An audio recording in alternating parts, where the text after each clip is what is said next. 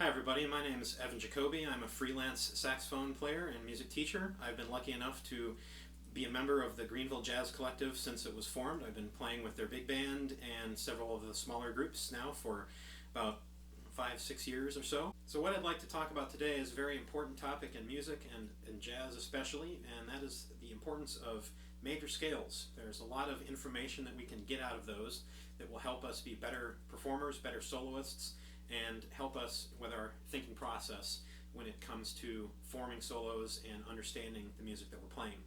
So if you've hung around musicians, or you are one yourself and you've had lessons and occasions to learn from other musicians, you will no doubt have heard people talk about music as a language. They'll make comparisons to music being a form of language. And that sounds interesting. It might not make a whole lot of sense to you if you haven't thought about it in this way before. So in order to explain that, I'd like to talk about scales. So the way that one of the ways, I guess, that you go about learning how to speak, you learn your alphabet. You learn how to write, learn how to spell things. You have to learn the alphabet first, right? That is the basic building block of the English language and indeed of any language. So the musical equivalent of that would be the chromatic scale. All of the notes that you could possibly play in order sound like this. That's not all the notes, but that is an octave of all of the notes. So you learn your alphabet, and then you can move on to bigger and better things, making words, spelling words, and then making those words into sentences and those sentences into paragraphs, so on and so forth, to express your ideas. Because that's what jazz is about, right? So we want to express emotional content or some type of idea. So here on the board we have a couple of scales written out. The first one that you're going to see is the C major scale. Okay? Now I'll show it to you. So just play the scale simply up and back down, right? And it's very important that we know all 12 of those. There are 12 unique major scales in Western music, and as performers of that music, we need to know all 12 of them. Now the reason for that, we get back to looking at jazz as a language. In order to speak in a language efficiently and get your ideas across, there are a couple of building blocks that you have to have in order to do that correctly. I'm sure you would agree.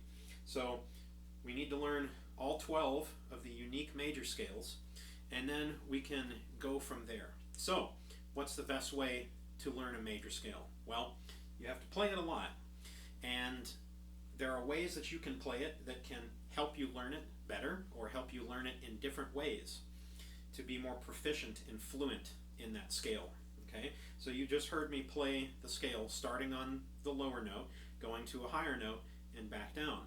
Very simple way to do it, very common. Another way that is equally as simple is to reverse that. So we play it down and then back up. Sound like this.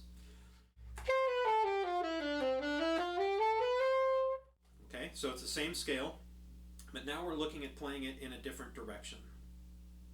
And that's a very easy trick that you can do, or not a trick so much as a method that you can use with any scale in order to change the way that your brain hears it.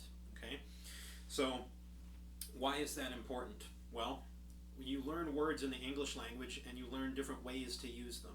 Some words have more than one meaning, right? So you would want to learn how to use the other meanings of that word, and that's kind of what we're getting into when we play scales in different directions.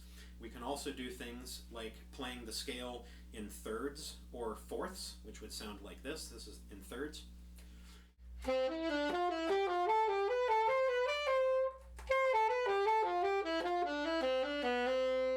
So you can play the scale that way. You can play it backwards, or you can play it down and then back up. using that method and others besides. Okay, so we go through this process of learning the scale so that we can apply it and get our ideas into the music, right? Because when you play a jazz solo, when you improvise, when you make up your solo, you're making it up. It's something that's coming from you, from your own creativity, as a way of expressing yourself. So we have to be able to organize our thoughts.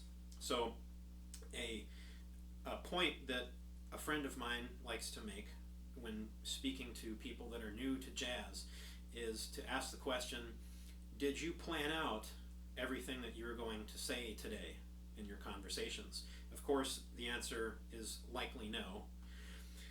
You waited until someone spoke to you, and then you took what they said to you, you took your own thoughts, you processed this information, and you formulated a response. The same thing is happening in music. So one of the ways that you can learn tonality is to do some of these things that I've described to you, like practice your scales up and down, backwards and forwards, such as that. There are plenty of other scalar exercises that are out there that exist already, and probably some pretty cool ones that you could make up. So there is something called an arpeggio that I'd like to show you to you now. So here on the whiteboard, I have written out the C major scale. Okay. Now, if we think of each of these notes as having a corresponding number, okay, the first one is going to be 1, 2, 3, 4, 5, etc. Okay, until finally we get to, I'll put a parenthetical 8 there. You can also think of it as a 1 because it's a repetition of the first note. Okay, so the major scale has 7 unique pitches in it, and if we look at the 1, the 3, the 5, and the 7, we can create an interesting arpeggio. Okay, now 1, 3, and 5 by themselves is called a triad. That's how we start to create a chord, and if we add a 7th in there, it becomes more of a typical jazz chord. Okay, so if I play 1, 3, 5, 7 from the C major scale, that's going to sound like this. Okay, so the reason why we want to practice arpeggios is because it is a encapsulation of that scale. Okay, a chord is some kind of a description of a scale. You can think of it that way if it helps you out. Okay, so the reason that we want to do that is because those are the notes that imply the scale. When you hear those notes, they equate to this. Okay, if you play 2, 4, and 6, for instance, you're playing a triad, but it's not your C major triad. It's something else. We're getting off into a different area, which I will get to here in a second. So arpeggios and scales, or triads instead of arpeggios, are a really good basic way to gain an understanding of scales, tonality, and things like that.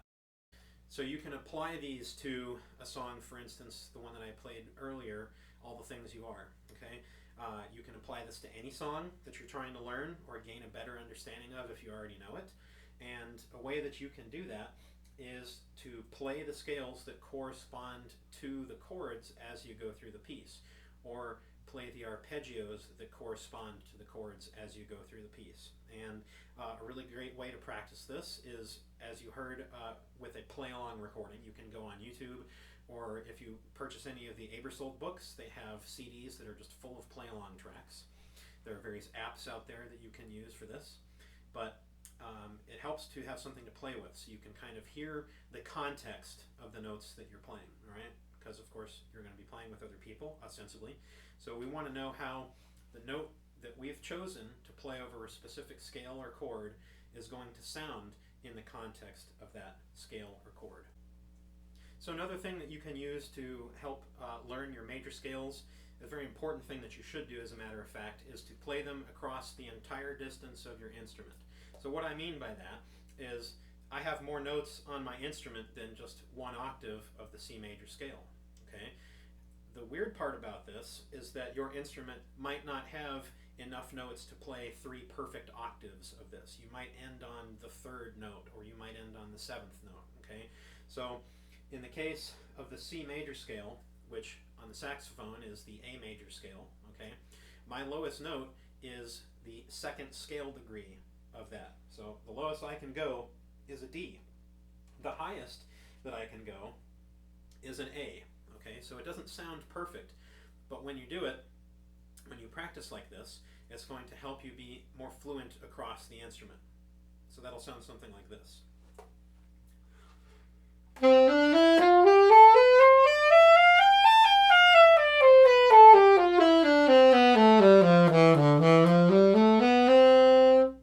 Okay, so simple exercise, and you can do that across the instrument with any scale, including the chromatic scale, which you should do, so that you can be comfortable playing your ideas in a higher register, a middle register, or a lower register. We want to be able to be competent in all of those areas.